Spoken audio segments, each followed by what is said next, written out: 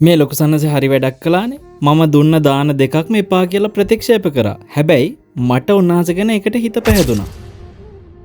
මේ වැඩේ ඉන්නේ පොල්ගස්දුව ආරණ්‍ය සේනාසනයේ සේනාසනාධිපතීශ්වර අතිපූජනීය ගෞරවනීය රජ්ගම විවේක විහාරයේ ලොකු ස්වාමීන් වහන්සේ. උන්වහන්සේ මෛත්‍රී පාදචාරිකාවට ලංකාවෙන් සම්බන්ධ වෙච්ච ස්වාමීන් වහන්සේලා 25 නමගෙන්ම වැඩිහිටියම ලොකු ස්වාමීන් වහන්සේ. උන්වහන්සේ නෙළුම් කුළුණ මත අපි පූජා කරපු දාණය පිළි අරගත්ත පින්බර අවස්ථාව තමයි මේ ඔබ දකින්නේ. ඔබ දන්නවද එදා මම උන්වහන්සේට මේ විදියට දානය පූජා කර ගැනීම මගේ ජීවිතේ මම ලැබපු විශාල භාග්‍යවන්ත ජයග්‍රහණයක්. මම ඒක ඔබට එහෙම කියන්න හේතුව තමයි සිල්වත් ස්වාමීන් වහන්සේලාට දානය පිළිගැනීමේදී ආජීව පාරිශුද්ධිය විශේෂයෙන්ම සලකා බැලෙනවා. එතනදී ස්වාමීන් වහන්සේ නමක් දානය පූජා කරද්දී ඒ ස්වාමීන් වහන්සේ තමන්ගේ අතට මුදල් බාරගෙන එක්ක තමන්ගේ නමින් තියෙන ගිණුමකට මුදල් දායකයාගෙන් බාරගෙන ඒ මුදලින් දානය සකස් කරලා පූජා කරොත් ඒක අකැප දෙයක් වෙනවා. ආජීවය අපිරිසිදු ලෙස සලකන දානයක් වෙනවා. ඉතින් ඒක විනයානුකූල නැති දානයක් විදිහට සිල්වත් සයන්සලා ප්‍රතික්ෂේප කරනවා. මේ ලොකු සයන්හන්සේ අපි මේ විදිහට කලින් පූජා කරපු දාන දෙකම උන්වහන්සේ සැකයකින් වැළඳුවේ නැහැ. ඒ ගැන අපෙන් විමසීමක් කරේත් නැත්තේ අපේ හිත රිදීමක් නොවෙන්න ඕනකමට ඒ ගැන දැනුවත් කිරීමක් නොකොට උන්වහන්සේ දාණයෙන් වැළකී සිටියා. අපි පූජා කරපු බොහෝ රසවත් ආහාර පවා උන්වහන්සේ කිසිම ආකාරයකින් ඒ දිහා නොබලාම නොවලඳා හිටියා.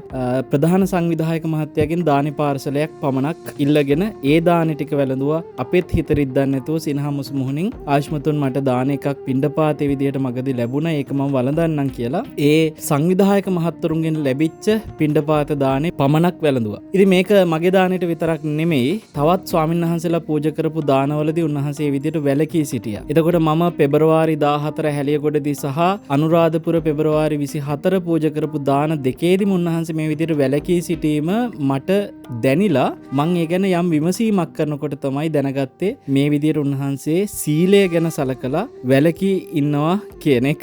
අපේ දානවලට දායකත්වය දක්වපු හැමෝම සාක්ෂි. අපි බවුන් පැලැස්සේ නමින් තියෙන ගිණුමකට මුදල් ලබාගෙන කැපකරුවන් හරහා තමයි ඒ සියලු වියහියදම් සිද්ධ කළේ. ඒකට මම පුද්ගලිකව සම්බන්ධ නොවි. මගේ අනුශාසනා පමණයි මෙතෙන්දි ලැබුණේ. විනයානුකූලව දානයක් පූජා කරන්න නිසි අවබෝධයක් ඇතුව මම ඒ කටයුතු සිද්ධ කරපු බව උන්වහන්සේ දැනගත්තට පස්සේ අපි බොහෝම ගෞරවයෙන් මේ පූජා කරපු ජංගම ගිලන්පස දන්සැලේ ගිලන්පස උන්වහන්සේ එතනින් පස්සේ දිගටම පිළිගත්තා වගේම නෙළුම් කුළුණ මුදුනේ සිදු කරපු ඒ උත්තම දානයත් උන්වහන්සේ ඊටාම මනාප සහිතව ගෞරවයෙන් පිළි අරගත්තා. ඉතින් මේ වගේ සිල්වත් ගුණවත් සීල ගෞරවය ඇති මහා උතුමන් වහන්සේලා අපේ රටේ වැඩ සිටිනවා. ඔබ පිටරට විතරයි එහෙම හාමුදුරුවෝ ඉන්නේ අපේ රටේ නෑ කියලා කියපු වචනය හින්දා මට හිතුණා නායක සයන්හන්සේ ගැන ටිකක් අද කතා කරන්නට ඕනේ කියලා. ඉතින් මෙවැනි මහා උතුමන් වහන්සේලා අභියස මම